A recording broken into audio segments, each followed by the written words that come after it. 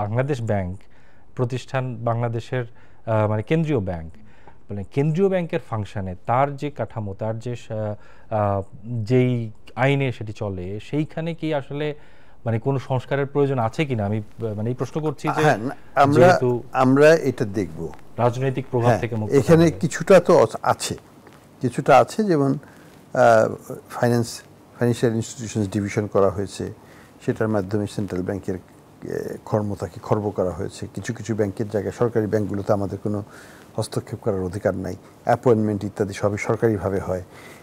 এই জায়গা থেকে বের করতে হবে। পৃথিবীতে কোথাও এরকম দ্বৈত শাসন নাই, সেটা একটা জিনিস।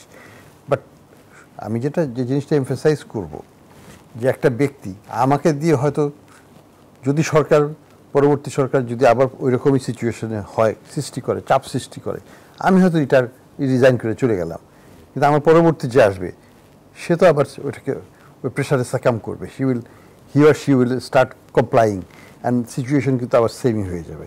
কাজেই এখানে কিন্তু সেই কারণে আমি বলছি, রাজনৈতিক বিশুদ্ধকরণ যদি না হয়, তাহলে ইকোনমিক সিস্টেমের যে আমরা রিফর্মগুলো করব, সেটা কিন্তু টেকসই হবে না, হতে পারে না।